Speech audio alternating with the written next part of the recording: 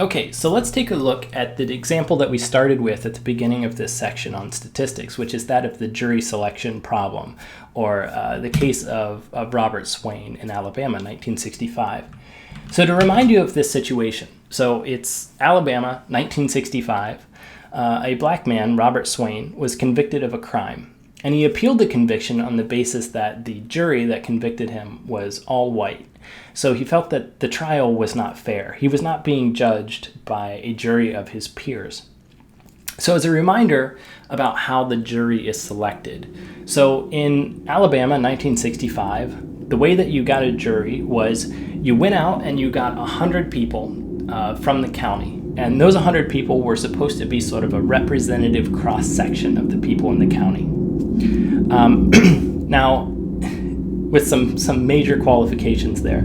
So the people who could be on the jury panel of that the group of 100 people, they had to be men and they had to be 21 years or older. Okay, so if you took a look at the men who were 21 years or older in Talladega County, Alabama at the time, 26% of that population were black. Now, in the case of Swain's jury panel, they went out, got 100 men, 21 years or older, and only 8 men on the panel were black. Now, something here seems a little strange because you would expect if 26% of the population were black, that 26 out of 100 men would be black, or some number close to that. But in this case, there were only 8 men. So it seems like there's a large discrepancy there. So the Swain appealed this, took the case all the way to the Supreme Court, and the Supreme Court basically came back and said, yeah, there's a difference here, but it's just due to chance. There's no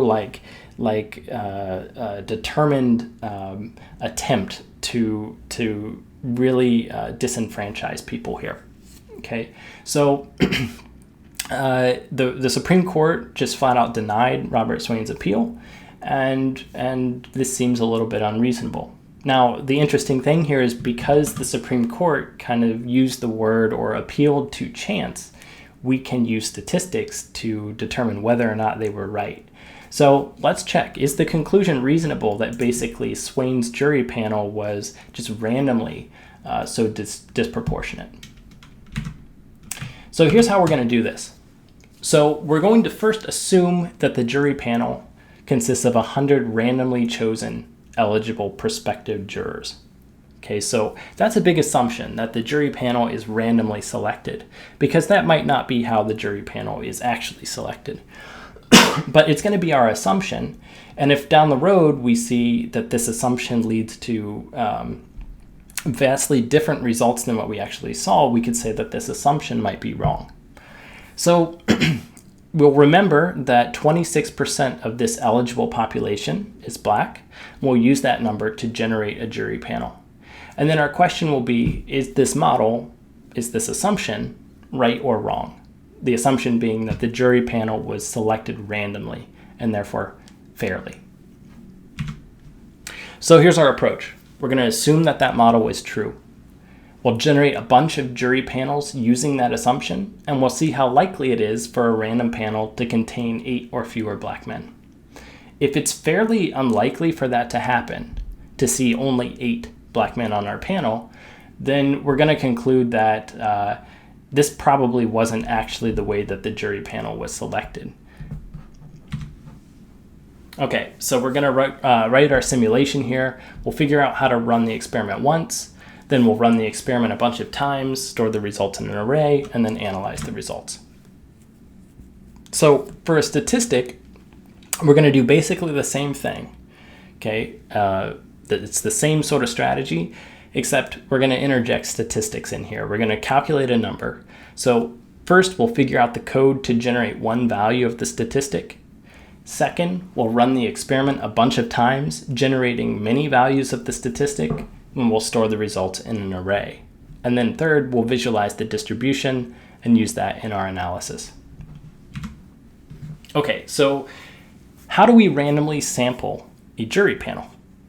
So what we want to do here is use something called the categorical distribution. we can do this with a NumPy function called NumPy random multinomial. Basically what this is going to do is take a sample size, so the number of people to draw, and then it's going to take in a population distribution. So it's going to take in an array or a list describing the breakdown of the population.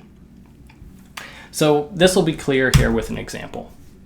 So suppose I am interested in the breakdown of the different colors of M&Ms in a bag of M&Ms. Okay, so in 2008, you can go online, you can figure out that in 2008, the M&Ms were produced with the following probability. So this is from the factory. 24% chance that an M&M was blue, 20% that it was orange, and so forth. Okay, but now you get a bag of M&Ms, it's not going to be broken down exactly like this. There's going to be some randomness involved, right? So you want to sample a bag of 100 M&Ms according to these probabilities. So I'm going to do NumPy random multinomial. I'm going to ask for 100 M&Ms, and then I give it a list describing the probabilities of each different color. So I've got a 24% chance of blue, 20% chance of orange, that's 0.2, 16% chance of green, 0.16, and so forth.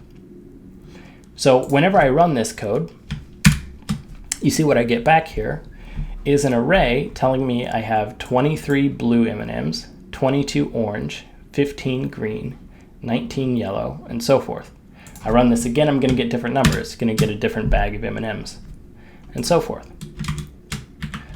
So we can port this almost directly to our problem of generating a jury panel. So remember that in Talladega County, Alabama, 1965, 26% of people eligible to be on jury panels were black and 74% were white.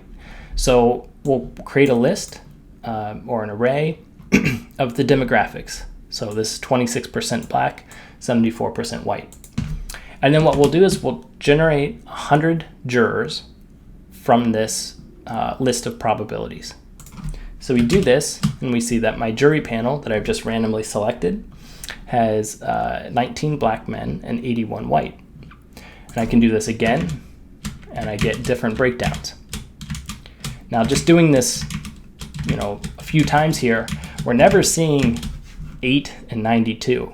That seems pretty rare. It seems pretty unlikely if we were to draw things randomly like this. So let's try to calculate just how unlikely it is. So we figured out how to run the experiment once. Okay, we'll calculate the statistic. In this case, the statistic is the number of black men among a random sample of 100 men from the eligible population. Okay, so how do I calculate that? I'm going to use NumPy random multinomial, and I get this back. What I want to calculate is the number of black men, which is the first entry in this array. So I'll use square bracket 0, and I get the first entry. Okay, so that's a random number. Now I'm going to run the experiment a bunch of times, keeping track of this number on every run. So in this case, I'm going to run 10,000 simulations, and then I will keep track of the result in an array called counts. So standard code here, I'm going to run this. I get an array of counts. Now I'm going to plot the histogram of counts. Okay, so actually before I do that, let's take a look. So I'm going to look through 10,000 random experiments here. So what I'm doing here is I am drawing 10,000 different jury panels. Okay, and then I'm going to say, okay, out of all of these 10,000 times that you drew a jury panel, what was the panel with the smallest number of black men on the panel? And so I run this, I get 9. Okay, so out of 10,000 times that I drew a jury panel, I never even saw 8. I saw 9, which is close, but that was 1 in 10,000, right? So fairly unlikely. Let's take a look at the full distribution here. Okay, so this is the distribution of jury panels, the number of black men on the jury panels. So we see that, as we would expect, the most frequent number, or the most likely number, was 26. And that's because the population breaks down 26% versus 74%. Okay, so that's what we would expect. And then sometimes you get more and sometimes you get fewer black men on the panel. That's just due to random chance. And it's symmetric around 26. You've got like a bell curve here. Okay, now you can ask, how likely is it? How many times did I see a panel with 8 black men on it or fewer? And the answer is 0. I never saw anything that extreme. So this is basically a way of calculating probabilities. The probability that I see something, that a panel would have 8 or fewer black men on it, is the number of times I saw that over 10,000. And my estimate is 0. Now, is it impossible for this to happen randomly? No. Okay. There is a very, very, very, very small probability that just by due to random chance, you would get a jury panel with only 8 black men on it.